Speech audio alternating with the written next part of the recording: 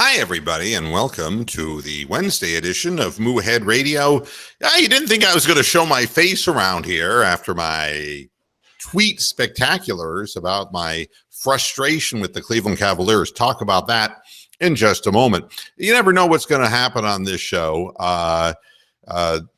We are trying to get Mooshell in on the conversation today, and we'll be talking a little bit about the Cavaliers, a little bit about the Cleveland Indians, and get her back into the swing of things, because it's been a tough time for Mooshell. She's in the process of trying to connect to the studio right now. Before we get to her and we get to the Cleveland sports, I wanted to point out the death of Cortez Kennedy at the age of 48.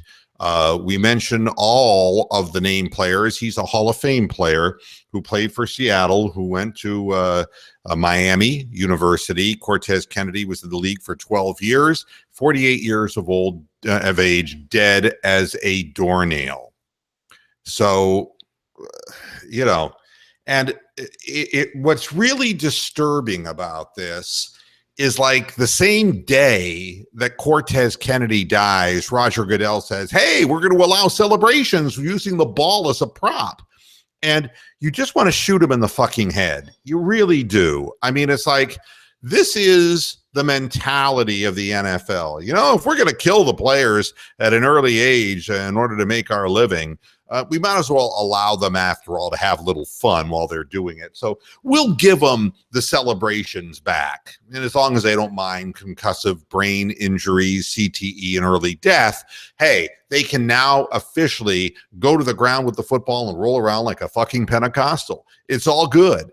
And it's the out-of-touch nature of the NFL who refuses to address the reality of players dying younger and younger. And there are no, it isn't a matter of foul play. And maybe Cortez Kennedy's family will donate his brain, and we'll find out that he had CTE and the devastating results of it, just like so many other players have.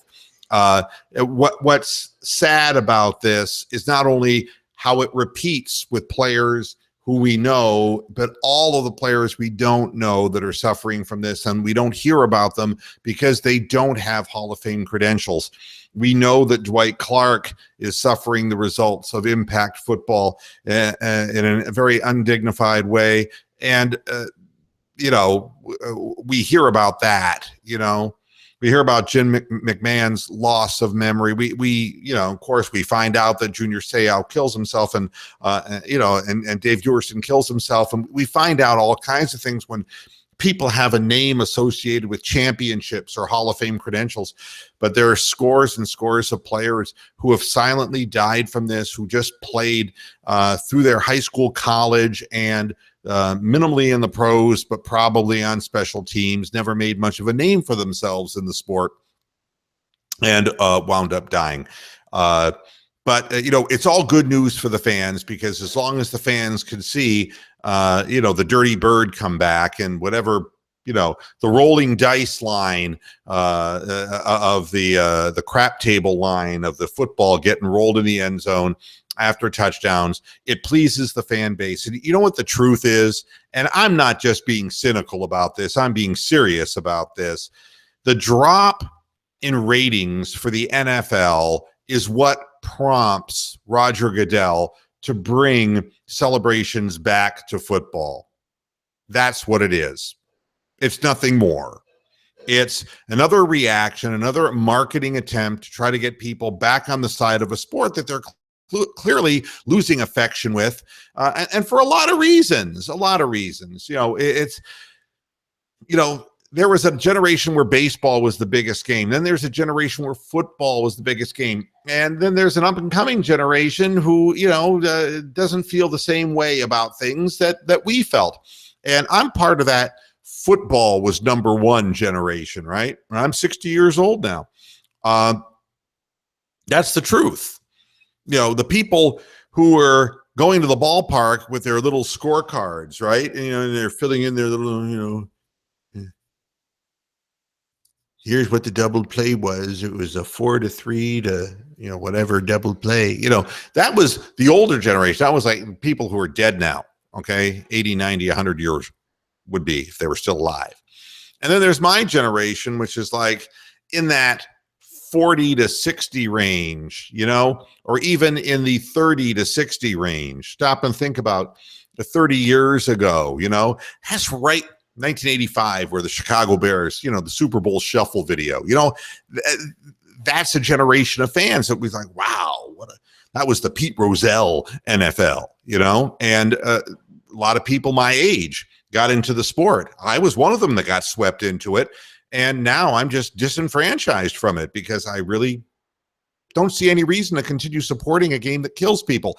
And the cynical nature of it all is that I can't figure out why they took the celebrations away in the first place, except just another little punishment to the players. But then when they found out that the ultimate punishment was being doled out, which is they're dying at an average age of 57, and Cortez Kennedy made it 9 years less than that, when they find out that the players are killing themselves because they have CTE and they can't control their emotions, they become abusive and they batter their spouses. When they find out that people end up with crippling diseases like Dwight Clark because they played the game, well, maybe we were too punitive. We'll give them the celebration back. It's distressing, to say the least. Absolutely distressing. At any rate, what can I tell you that you don't already know? I'm waiting to see if Michelle is coming, and I'm getting error messages on Twitter, which is really unusual as far as messages are concerned. We were messaging one another, and there's an internal server error in my direct message. So if she's trying to contact me, can you see? Oh, wait. Yeah, there you are. All right, now let me put my internet connection on because it wasn't letting me connect to you. So I had to get that set up. Let me okay, good. Let's see if I can control your volume a little bit. And okay, now talk. La la la la la. Okay, very good. Hi. Well, hello. Boy, you've been through hell, haven't you? Yeah. I'm My still goodness. there. It's all good. How are you? How are you feeling? Oh, I'm doing better. I mean, it's funny, but during the course of this, I'll probably get my lunch brought down and I'll show it to you. And it's like, oh man, I can't believe that this is the way you're eating, Mr. Moohead. But 18 pounds lost eating this way, and you gained them. Yeah, I have. Isn't it disgusting? Yeah, well, I mean, what you're going through doesn't exactly lend itself to going out and running around now, does it? Yeah, it's pretty bad. So you're gonna have the resection, huh? Yeah. I'm like, why don't you do a gastric bypass while you're in there? So they're gonna do it. Are you gonna have a full gastric bypass? Or are you just gonna have the laparoscopic version? No, the lap band where that plastic piece they put around you and then they have to stick a needle in you to either put in saline or take it out. I said, just take part of it, because if it's all dead and it's all damaged, including my stomach, parts of my intestine and my colon, I'm just like, take it out. I'll have a full bypass and maybe I'll finally lose some weight. I mean, between the two of us, we, your gastric problems are worse than mine. But I mean, mine developed 6 weeks ago and have never gone away either. It seems like once this thing hits, it hits. It's crazy. And with you, it was childbirth. And I've read other examples where childbirth is the ultimate sacrifice for the mother, because sometimes hormonal imbalances can trigger and trip off all kinds of horrible things. And it's crazy because being pregnant was really fun. I enjoyed being pregnant. I did everything right. I was perfectly healthy the entire time I was pregnant. I had a wonderfully healthy, smart, perfect little boy, and everything was great. It's just like my body just was not meant to do it. And I was one of those people that never complained. I had a great pregnancy. Most of the time, I loved letting little old people come up and rub my belly. I loved every second of being pregnant, and I felt fine. I felt great. And then as soon as I had him, it was like my whole body. And I hate to be the bearer of bad tidings, but when he lets you down in the end, then you're going to be sorry about the whole fucking thing. Yeah, he's he's going to be a really good. He's going to be a big money-making southpaw who deserves his major league contract, unlike some of people in Cleveland. That's the difference. That's the difference between your upbringing and my upbringing. Your upbringing, you want your son to be a southpaw. Mine was a doctor or a lawyer. Playing baseball, wasting your time playing games.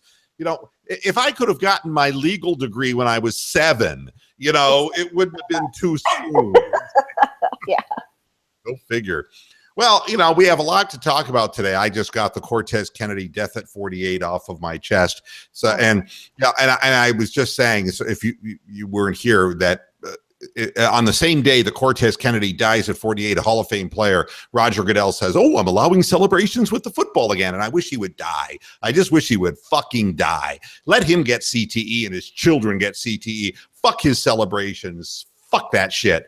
I mean, it's like blind. He's blind to what they're doing to people, what his game is doing to people. It's crazy. It's nuts. You're right. And more people are finally coming out and saying, you know what?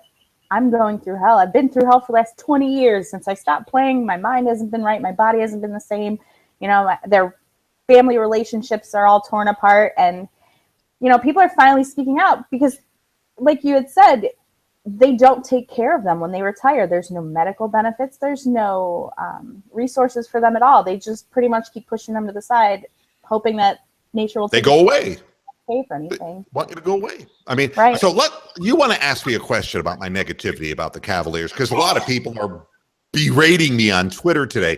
What do you want to ask me? I'm so used to you that it doesn't really surprise me when you get very negative like that, when you get very, you're like me in that you're all or nothing. Like last night with Brian Shaw, I was like, hey, you know what? There's a really nice big bridge where you're at right now. Why don't you go jump off of it, you fucking loser? Because that was the first time I've seen those asses. Groove one to Edwin Suarez and see how far you can fucking hit it. I know. God, I know. That was the first time I've actually seen that fucking team rally together behind somebody, and they gave Cookie what he needed, and they pulled him up and said, hey, they gave him the run support that he really needed to kind of find his confidence. And I didn't know if he was still hurt or if it was just a confidence issue, but he was terrible last night. But they left him in there, and as soon as Brian Shaw comes in there, not only does he load him up, but he fucking puts one out of the park. It's like, what is the purpose of you being here? Oh, you had 3 days rest, you have to pitch. That doesn't work for me. And then Cody Allen damn near blew the game in the bottom of the ninth too with his fucking instability. Well, I can't take it. But I'm the same way as you, is what I'm saying. It's like, oh, that's it. That's the end of the fucking world. It's over. You know, put the nail in the coffin. Just count them out, because that's what happens. And that's how you are. And I know that you say things to get a rise out of people. And I get DMs from people all the time. I can't believe you're friends with this fucking guy. I can't believe some of the stupid shit he says. How do you fucking put up with it? How do you listen to it? And take it for what it's worth, you dumbass. He's getting you to think about things. He's getting you to talk about things. It's my job. That's what you do. So I know. An echo. I don't know. I have my earphones in. How strange. Yelling. I'm in a different room too. Maybe that's. No, that's not. No, me. It's my voice. Oh yeah, I hear it a little bit. That's really weird. I'm gonna adjust my audio level and see if that helps. That's better. You're a little quieter now. Am I? All right. Well, I mean, this is. Well, I know, that's probably going to be popular with people. No, I wouldn't be surprised if you did give up on them already, because what you said to me really just made me laugh when you said that they weren't as good as the Warriors. And I mean, come on, because you expect them to steamroll every game, because that's what they did the first 2 series. You know what? The Warriors were a 73-9 team last year. They had the unanimous MVP, and what did they do? They lost. They were 73-9. They didn't play 92 games, but go ahead.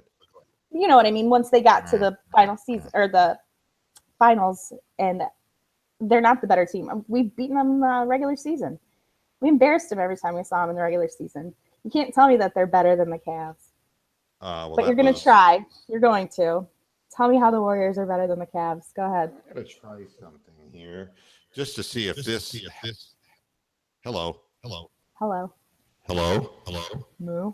Ooh, that got really funky. It got really loud, didn't it? Yeah. With that scrambly echo.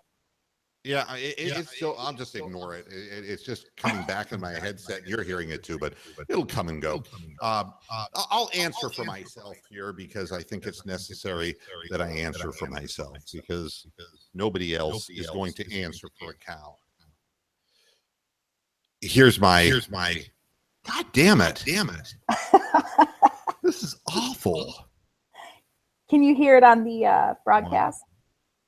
I guess it's better if I just do it like this. Yeah. I guess there's something that's happening in the studio itself that's making it do that. All right, now we're fine. All right. You can hear me okay? Yeah, I can hear you just fine. Good. All right. Here's the reason for my anger. One, the game that they blew when they were winning by 20 points, and I was very vocal about the fact that this was the same shit that I was seeing during the regular season. Everybody came back at me and basically said, well, that was just a one-off and that the Celtics have no chance against the Cavaliers. And I said, that's exactly the attitude the team has.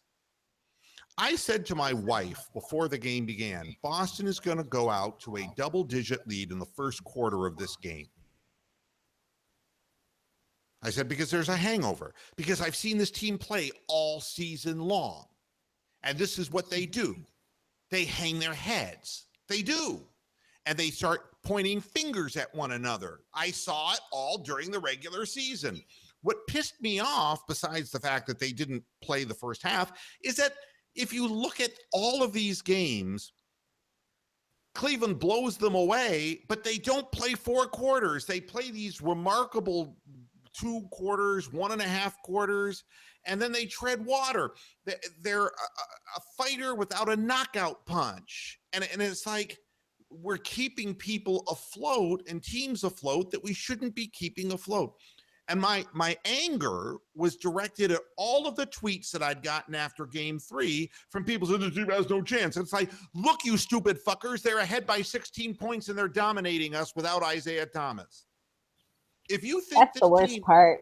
Well, if you think this team has no chance against the Cleveland Cavaliers, you're an ostrich with your head buried in the sand. Because first of all, and finally, the Cavaliers acknowledged the fact that when Isaiah Thomas got hurt, Brad Stevens installed new system with the players, and the Cavaliers continued running the same defense as if Isaiah Thomas was on the floor, and they got exploited. How else could you explain that the Celtics scored 114 points or 111 points, that sounds right, in game 3, and scored 57, that's on a 114 pace, in the first half? Don't you think that a fucking adjustment should have been made before game 4? I'm a dumb fan. Nobody wants to hear any fucking real criticism anymore. You're not a good fan. You're not a good fan.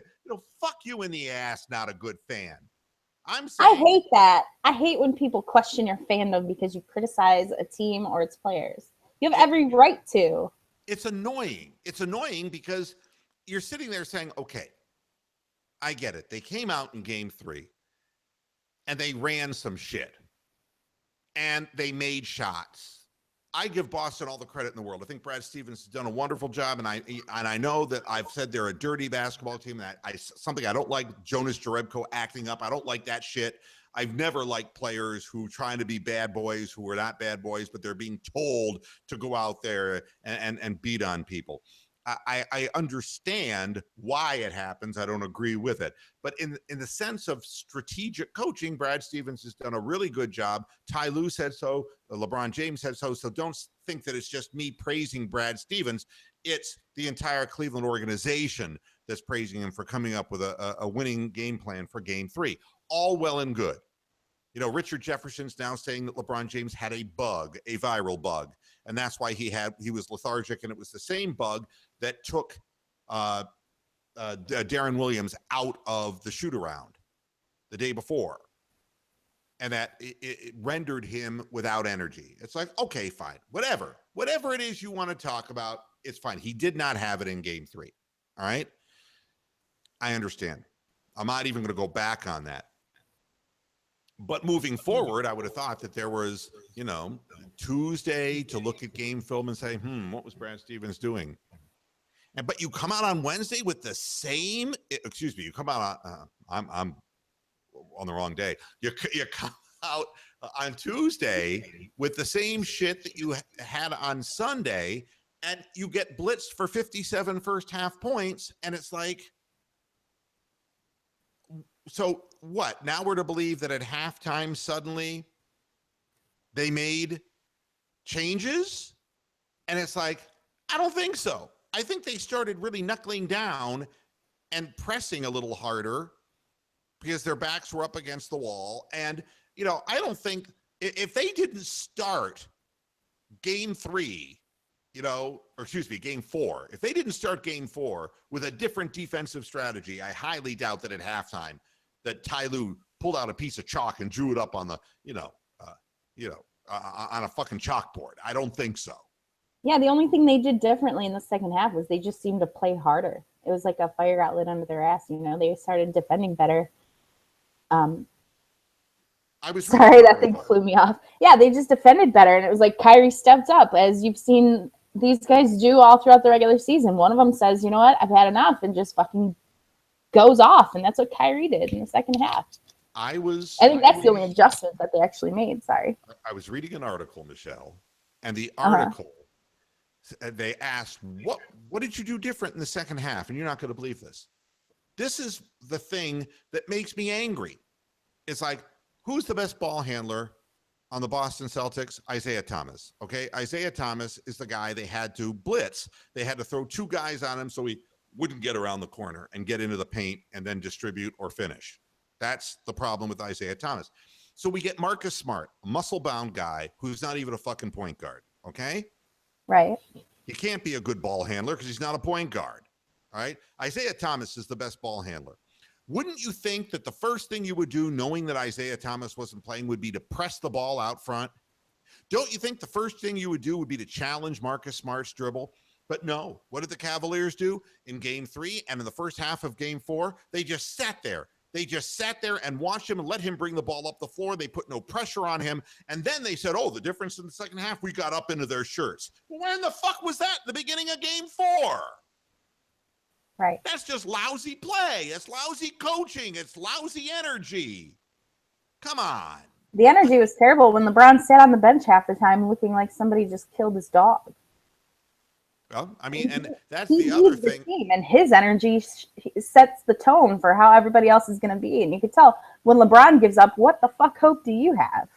And that's the problem with LeBron, that still is a problem with LeBron, is that the whole world is forced to feel his suffering because he just doesn't have a poker face. He just, it falls apart. It falls apart. And, it's like, fine, if you're sick, you're sick. I understand that. But, it was more surprising for me to see Kyrie Irving get up from an ankle sprain and bury the other team. God, that was scary. That was scary. And he's sore today. And believe me, he's going to be sore in game 5. He is. That's just kind of what it is, because adrenaline, A, and B, you notice the first thing he did was he tightened his shoelaces as tight as he could get them to prevent the swelling from blowing up inside the shoe. They only pulled him for 2 minutes in the fourth quarter because they wouldn't let it blow up. So that there's going to be problems for him. All right, he's not going to be as mobile in game 5 as he was in game 4. But he sucked it up. He said, God damn it, I'm going to stay in here and play, and I'm going to keep my aggressiveness, and I'm going to do whatever I can. Yeah, he got angry. That's what I try to tell my little kids. Hey, you get hit by the ball, or if somebody, does something, they come at you because now they're pitching to each other. I'm like, get mad, get angry, hit the ball, hit it harder, put all your energy into getting mad, because that's how you play better.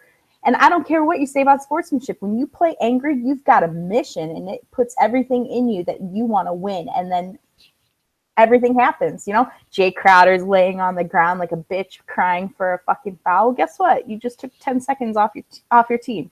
Congratulations. That doesn't get you anywhere. Acting like a whiny little bitch and, being passive and letting things happen and hoping that calls finally go your way. Hell no. I loved it. And I loved at the end when they fucking had it in the bag and Kyrie still went around and drove right into the right in their fucking faces. It was so disrespectfully beautiful that I loved it.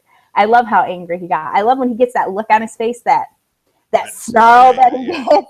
That's my favorite Kyrie, because that's a man on a mission. That's not a young kid anymore. Really, who would have thought, Michelle, that Kyrie Irving, the guy who was the whiniest, most temperamental Cavalier back when his knee was injured and when he was, and his father, Drederick, the little bitch that he is, who would have thought that Kyrie would react to adversity better than LeBron James?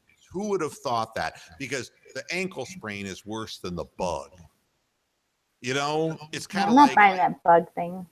Well, Richard Jefferson threw it out there, and that's fine.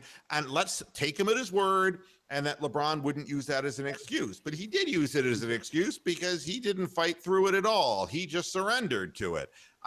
Again, there's lots of reasons why I'm pissed off, but that's the main part of it, is that, a well-coached team would have looked at adjustments to begin game 4, because you lose game 4, you lose that game and it's 2-2. Boston wins the series because they got 2 games remaining at home and you've only got the one. If you don't win game 4, you are likely statistically going to go home. And the way the first half was playing out, when I was tweeting those things, it was like, something? Cleveland was not rising to the occasion to defend the land and to defend their home court. And they didn't show up for the first half of the game. And it was a continuation of the same strategy that beat them in game 3. And I will say this too, in defense of what I tweeted. It took 71% second half shooting by the Cleveland Cavaliers to win that basketball game. How many times is that going to happen? How many times are you going to come out? How many times is Kyrie Irving going to make 9 out of 10 shots in the third quarter? How many times is that going to happen?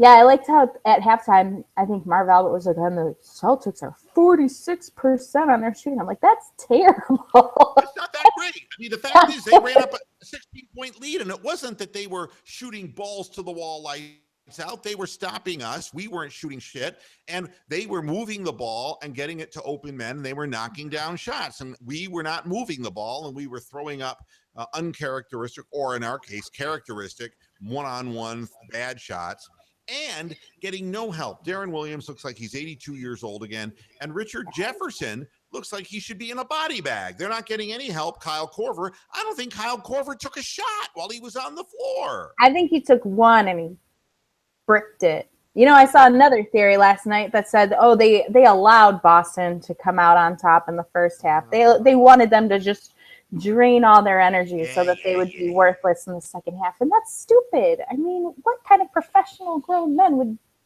be so stupid and so basic? That doesn't make sense to me. What if God was one of us? Yeah.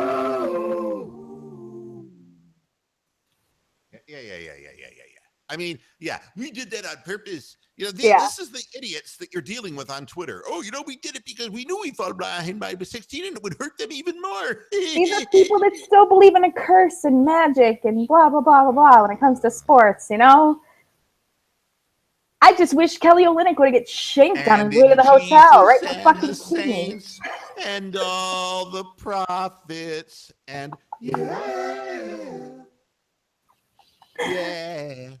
God is great. I have to listen.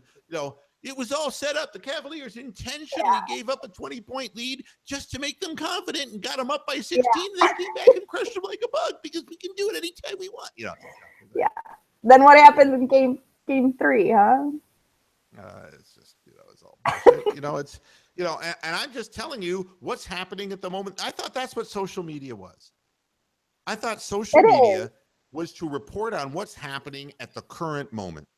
And at the current moment, when I tweeted those things, the Cavaliers were being beaten like a little bitch, and they were not playing hard, and they hadn't changed defensively. They weren't pressuring somebody with no point guard credentials. And what do they say about the second half of the game? Well, we got into their shirts, and suddenly Marcus Smart and Avery Bradley, their shots were contested and they didn't go in. What a concept. We contested their shots. Wow. That was what the strategy was. Thank you. Oh, you Thank you, played sir. May I have another? Whoopee. Yeah. Yeah, at one point I think they had cut the lead into like 3, and then Boston drained another 3, and it was back up to 6. I'm like, if they don't get out of this now, if they don't get out of this hole now, this game's over. And just like you said before, if they were to lose that second game, this series would be over. Well, the people who are arguing with me on Twitter, and they come back because they express no opinions during the course of a game so that they can't be held accountable for anything afterwards. You know what their name is? What? They're Islamic terrorists. Yulik Amadik. Yulik Amadik. That's who you are. Okay. I like when it becomes a personal attack on you. Like, well, you don't know anything. You're just whatever. That was my favorite string about your car and your money and. Oh, that guy. You know what was funny about it? Yeah, I made that all up. My whole radio background, my ownership, I made it all up because it's not real. And you know what was beautiful about it? I said to him, why don't you go over and ask Ben at Real Cavs Fans? He's right up here on Twitter and he's online right now. Why don't you ask him? And he does. He sends them a private message and asks them. And Ben publicly says, you're barking up the wrong tree. The guy is loaded. Okay? And what does the guy do? What? I don't know. Blocks me. Oh. So I can't come back pretty and say, much you stupid fuck of a human being, you leak on my deek. I mean, you stupid fuck, But no, the world of social media. That's report what I see. All Cleveland reporters have me blocked. They either follow me and love me or they blocked me. I mean, my feeling about the whole thing is I'm thrilled that Kyrie came through. I'm thrilled that LeBron got out in the fourth quarter and started playing like LeBron and started attacking the basket again. And did that dunk attempt break your heart a little bit though? Because it did for me. It was kind of like, oh, really? What? When he just went out too wide, that he didn't get the right angle, and he wanted to just crush the rim, but he didn't. I was like, if LeBron James is tired, he played so many minutes and he's 32 years old, and if it's coming back to haunt him, I mean, the more games we're forced to play, the more it's going to hurt us. And giving up a 20-point lead in a game, it should have been 4-0. We should have been all waiting for the finals right now. And instead, we are still having to go back and play more basketball against the Celtics. We'll see whether LeBron really had a bug or whether he is wearing down. I don't know which one is the case, but it isn't going to help that Kyrie's ankle is fucked up. And it really makes you wonder, Richard Jefferson didn't play at all in the previous series. And now, what did Neil Young say? Rust never sleeps. Maybe we're getting his rustiness. The Kyle Korver thing, look, if LeBron James is playing slow motion and is not sharing the basketball, Kyle Korver's never going to see it, because it's not like any play starts with Kyle Korver doing anything off the dribble. They've got to run motion to get him off screens, and they've got to pass to multiple people before he touches the ball. And if that's not happening, Kyle Korver will never get a shot off, because that's not how he plays. And, I don't know. I'd love to see us go back to Boston and close them out in Boston. I hope that they take a look defensively at what they need to do. There's no reason for them to fear, getting up in people's shirts and getting up and playing hard defense, not stepping back and allowing them to take open threes. Let's not let them, even just like in the first 2 games, you don't let them catch a rhythm. You don't want Avery Bradley and Marcus Smart is a 28% 3-point shooter who shot 70% in the game that they won. You don't want him to get the feel of that ball leaving his hands confidently and going in. You want him to start out in the first quarter with a couple of bricks, man, that are contested, and put it in his head that he's going to have to fucking work now for his points, that he's not going to be able to coast from just behind the line and get open looks. Same thing with Jay Crowder. Force Jay Crowder to put the goddamn ball on the floor. Fuck him. Force Kelly Olynyk to put the goddamn ball on the floor. Come on, and move your ass on defense, and switch, help side defense when these guys go into the lane. If Kelly Olynyk comes, wandering into the lane, take a charge, man. The guy can't get out of his own way. He's not graceful. I mean, and Marcus Smart is the same way. He's fucking muscle bound. Work till you're muscle bound all night long. Once they got in their heads, they were all committing turnovers. Their dribbling was terrible, and they kind of fell into a discombobulation as a team. Once one of them was out of it, they were all out of it, and it was perfect. And that's when they capitalized on their defense, and they were defending so much better. They were getting those rebounds. And, aside from Kyrie coming out and just destroying everything, give it up for Kevin Love, because he had a pretty banner night too. 17 points and 17 rebounds. I mean, those 17 rebounds, when you out-rebound the Celtics, the thing about the Celtics, and it's what happened against Washington, they stop shooting. They go through spells where they're built to win defensively. They're not built to win, especially without Isaiah Thomas. They're streaky, but they're not consistent. If you play hard defense against that team and that's what happened in the second half, is that we converted turnovers. And people aren't talking about the fact that they committed 4 turnovers in the first 6 minutes of the third quarter when they were protecting the ball very well prior to that. And that a lot of those missed threes ended up in those long passes that resulted in layups on the other end that we got, we forced them into closeouts. We were runouts on them because they were missing 3-point shots.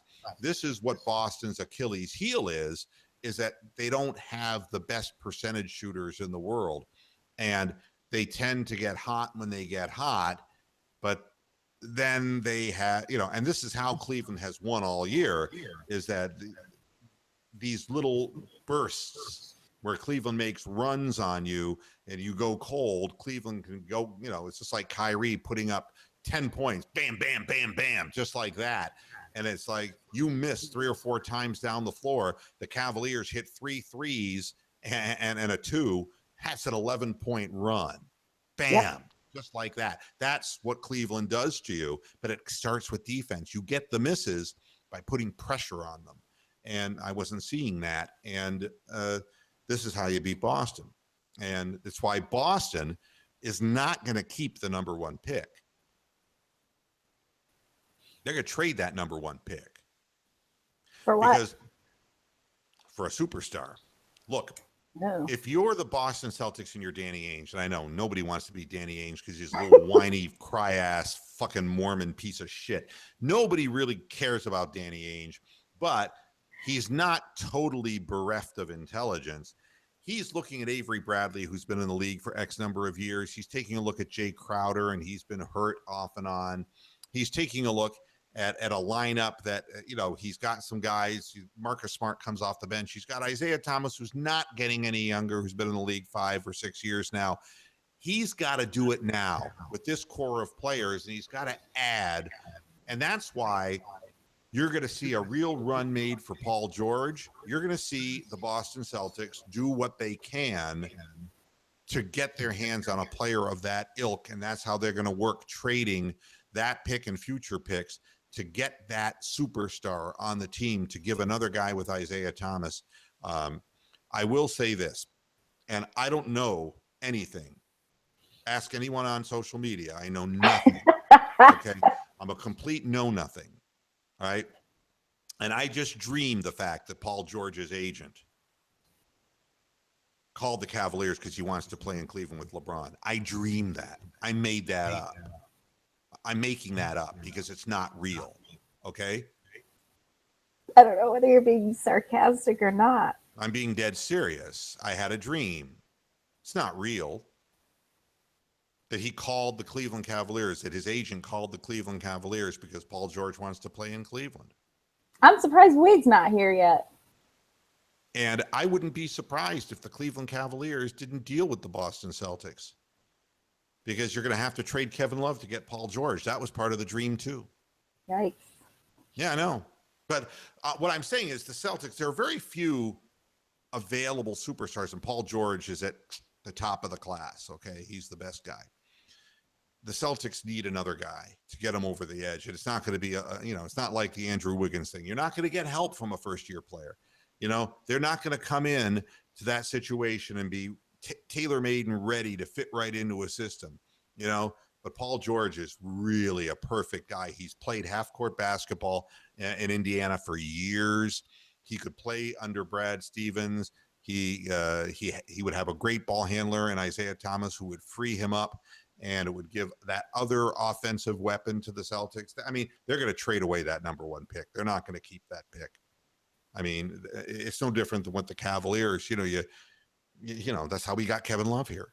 We had to get rid of Andrew Wiggins. We had to move the number 1 pick. That's what Boston will do too.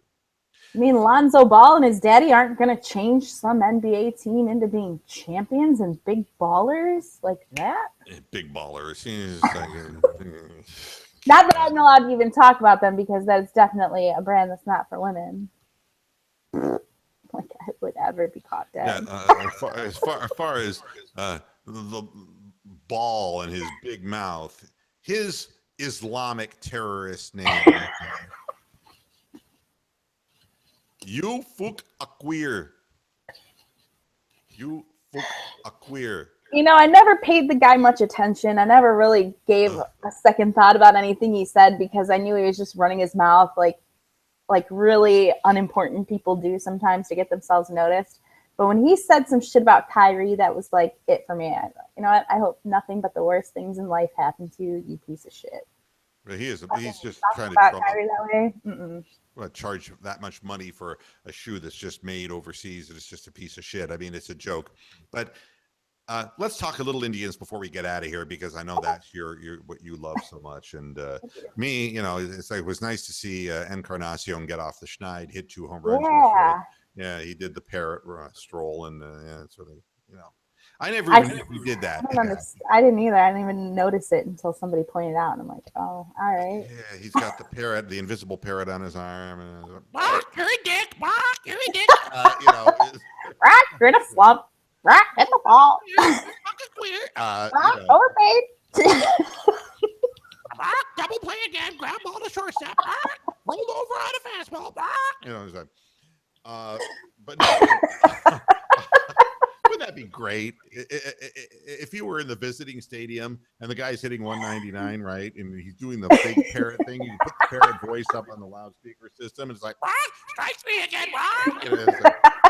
That would be so awesome. You took the ball, strike 3. Swing at the ball down and away.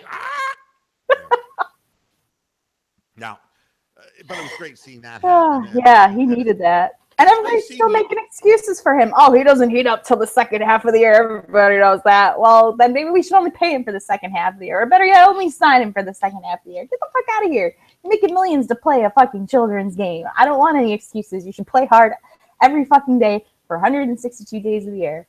The end. Don't buy it. Yan Gomes. It's great seeing Yan Gomes hitting the ball because I really was starting to feel like he was losing his mental edge, it's like I could see Yan Gomes like, would you shut that parrot up? He walks in eating a green bird. Nobody knows what he's eating for lunch.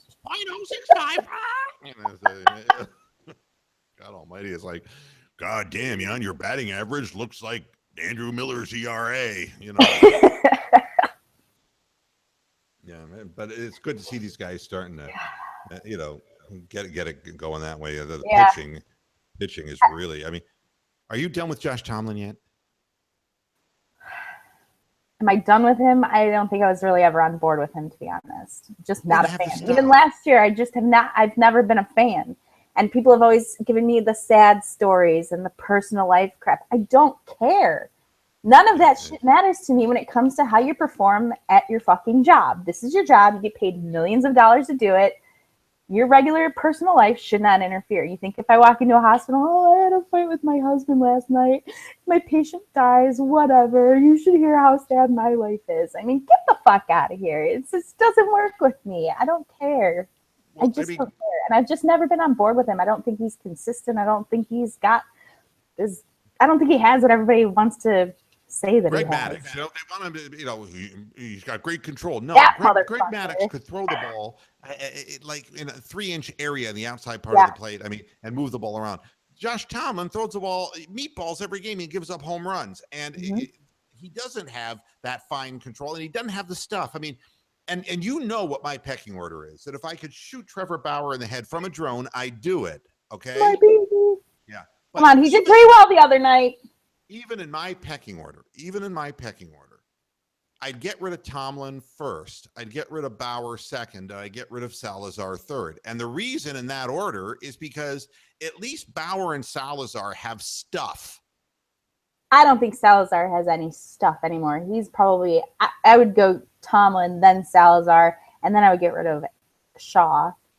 Well, I mean, but and Shaw's going to get rid of himself. He's Pastanoing. Pointless out there. Yeah, you're right. He is. Yeah, flaming out after, years terrible. and years of service. But, again, you can argue what order it goes in. Danny Salazar has a great arm. He'll never be the same, though. He's a great arm and a nickel head. He's got a nickel head. And, again, we want Mickey Callaway to do his magic. The thing with Bauer is you can't do your magic with Bauer. But there's nothing you can do with Tomlin because he doesn't have the raw talent. He doesn't have anything more than 88 miles an hour, and it's easy to hit. He's got a 73-mile-an-hour curveball, and he's got that fastball that if you're waiting on the fastball, you're going to crush it. And it happens to him. He gives up more home runs than any pitcher on the staff every single year and they're not just solo shots anymore. Right. He's giving up crooked numbers that way. And Clevenger has better stuff than Tomlin does. And that Kluber's going to come back. And I say it's time for Clevenger to get a shot. I mean, what more does Clevenger have to do? I think he was like 13-2 in AAA in over 2 years. It was some crazy thing like that.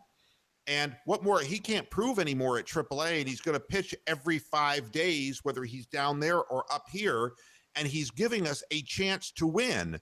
And I don't care what options you have with Tomlin. Tomlin is a guy who, in my opinion, doesn't have big league stuff. And luckily for Bauer, he's out of options. So that's the only saving grace that's going to keep his ass where he is right now. Well, but you're right. And with Clevenger, I can see. Well, see, that's what I think they'll end up doing with Clevenger. And then so that when Tomlin goes out there and puts it up 4-0 in the second inning, then they bring Clevenger in to pitch after his 50, 60 pitches. And I think that's pointless. I think that's a waste of time. I think he should be. I'm just saying I think that's what they would end up doing with him. I think it's Bauer who's going to take that role. Bauer's going to come out of the bullpen. I'm wondering, I've seen this before. I mean, Andrew Miller was a starting pitcher, right? I mean, we there's a lot of things where guys start out, Jose Mesa was a starting pitcher. And I'm not, I know that there's mixed feelings about Jose Mesa, but you can't argue with the fact, that he was the save king. He was consistent and he could go out there and these weren't like blowouts that he was coming in and closing out. He was getting saves consistently. And you knew that you bring him in and 3 up, 3 down. That's the game. That's exactly what you're supposed to be doing. And the thing with Jose Mesa is that he had a 97-mile-an-hour fastball, but when he was starting and had to pitch more innings, it wasn't something that he could go and throw full bore straight out. Right. And I look at Bauer and I say, the game is probably just too complex for his little tiny minute brain to fathom, and he's trying to throw too many fucking pitches. Maybe the only way to simplify this guy is by bringing him out of the pen and tell him, you got 1 or 2 innings to throw your lungs out, and you don't have to worry about anything except letting it rip. Some guys are just better off that way. And it might be important to this team because Brian Shaw is not doing his 7th inning thing anymore. And we're lights out on the back end. But that 7th inning, and we have a bunch of pitchers who can't pitch beyond 6 innings because they throw too many pitches. I mean, Cookie's been throwing too many pitches. And Bauer consistently throws way too many pitches, and Salazar way too many pitches. So these guys can't give us more than 5 and change. So you're going to hit. We're seeing more Zach McAllister, and that can't be good news. a straight fastball pitcher. And Zach McAllister was a guy who was a starter who they discovered could throw 97 miles an hour. And so you put him into the bullpen and you just let him rip without really. Well. Huh? You have to put him in there when you're 3 or 4 runs up, and you don't have to worry about him. Nick Goody. I mean, we've been pitching guys, but it would be nice to have a solid 7th inning guy. And because they're not going to get rid of Bauer, okay? But I think that they need to start re-examining how they utilize him, what would be best for the ball club. So other than that, and there are people I feel bad for. I feel bad for Yandy Diaz. I do. I feel bad for him because he just goes down and he hits 390 at AAA, but they can't find him at bats. They can't. A guy like Robertson, they bring up, he threw out the potential tying run at the plate, and he's a guy who's going to be content playing every 3-4 days and playing a defensive role. And, but a guy like Yandy Diaz, he can't do that. He's an everyday player, goddammit, and there's nowhere to put him. You can't put him at third base, and in the outfield, he's like a wandering minstrel. He doesn't know how to play the outfield. And so there are some people who are in the wrong place at the wrong time. And then there are other people who fit into the puzzle real well. And, it's, you have to figure out how your pitchers fit in. And right now in the starting, we're not getting the starting pitching that anyone expected us to get. Not at all. Right. So figure it out. I don't know. Other than that, I don't know. I'm glad that when is this operation going to take place that you're having? Oh, I don't know. My husband's going to be in and out over summer break. So Junior's off school for like 6 weeks because they do the year-round school here. So next week's his last week, and then he's off until like the end of July. But then my husband's going to be gone most of that time too. So I go see the surgeon on the 15th of June is when I have my general surgery appointment. And then I go, because I said, do the bypass, fucking do it. And so I have to go sit through a informational whatever about it and make sure that I'm a true candidate and all that stuff. But so I've just been eating everything in sight so they can't turn me.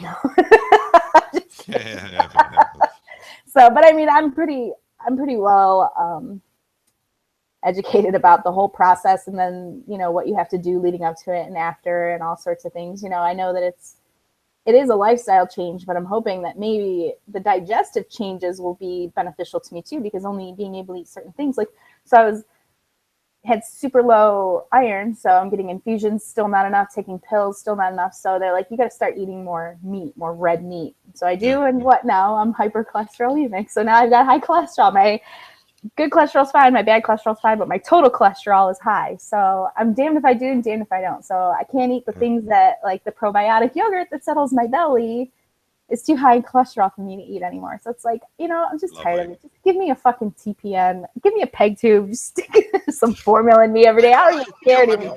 Here's my conundrum. Try taking in fiber, but not being able to eat vegetables. See, that's what I'm just going to do now. I'm just going to eat vegetables. I don't care.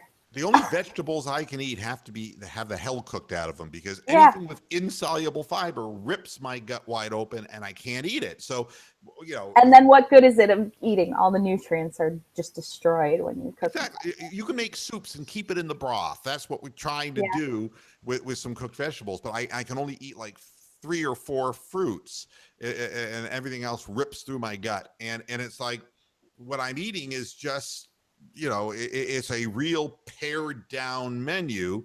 But and so what I'm doing is, the way I'm getting fiber is by balancing insoluble and soluble fiber. But I'm eating things like these gluten-free muffin things that Mrs. Moohead's making, and we're taking in, there's an oatmeal. I've become like the aficionado of Bob's Red Mill oatmeal. Oh yeah, I eat that like twice a day. That's all I pretty much can live on. And I have to grind it before I cook it, because even when I cook it, it's still like. Oh yeah. Because it's believe me, the mouthfeel of gluten-free food is not particularly pleasant. I mean, I've been doing it for like 3 years, and people are like, "Oh, don't you miss pasta and pizza?" I'm like, I don't even remember what that tastes like anymore. So if I eat a gluten-free piece of pizza, like, hey, it's pizza. I don't care that it doesn't. That's where I'm at. That's what I'm having tonight is a gluten-free pizza, and it's like, Foodies isn't bad. They have really good little crusts that you can buy and make your actually, own. we make our own utilizing the King Arthur flour, measure by measure flour. You know what's even better than that is a blend called Better Batter. That one works miraculously for everything. My sister and I bake with it. It can bake better. It actually makes things a little bit fluffy without all the like the garbanzo bean powder that that gritty, the grittiness. Yeah, some of them are just really bad. King Arthur's good, but there are certain things that it still makes really chewy I can't and eat doughy. garbanzo flour. I can't eat the beans. Try the Better Batter. I think I have to order. You have to order it online, but I get it on Amazon in bulk. Who makes it? I couldn't tell you. It's just Better Batter. It's baby batter. Is that Better Batter. Oh, I'm sorry, it's not a cum reference. Okay. Yeah. Better. Oh, what? It's I got it on Amazon. I think it's just the name of it. Fried Better Batter, gluten-free flour. Yeah, it's really good.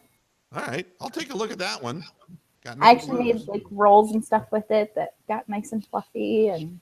Ooh. Yeah, actually. We'll see if I can actually eat it though, because some flour blends I can't eat because they have something like garbanzo beans in them, and some of them do. The ones I eat don't. And actually, the garbanzo bean stuff is horrible anyway. It tastes like shit. I tried making pasta with that one. It was the Bob's Red Mill all-purpose, and it was I can't eat that like because beans. It's just garbanzo. It's like, and you know who makes that is Indians use the garbanzo bean flour. It's like, I am very, very shocked that you are unable to eat this thing. It is the way we cook. And it's like, yeah, well, shove it up your ass. It sucks, you know. So I'll try better. I got to get out of here because I got to eat lunch. Well, this was fun. I missed doing that. Yeah, well, we got it done, and I'll keep after you. Okay. Sounds good. How about after game 5? Yeah, we'll do that. Sure. Okay, awesome. Well, have a good rest of your day. Say hi to Mrs. Moo for me. I'll do that. Take care now. All right, I'll talk to you later. Bye. Bye-bye. Well, it was really nice to hear from Mooshell. And thanks, everybody, for tuning into this edition of Moohead Radio. Back again after Game 5, and you can throw your darts at me anytime you want to watch this, or live, or after the fact, or on social media. Feel free, because it's not going to shut me up. Until next time, hasta la vista, Pastor Heads. Bye-bye.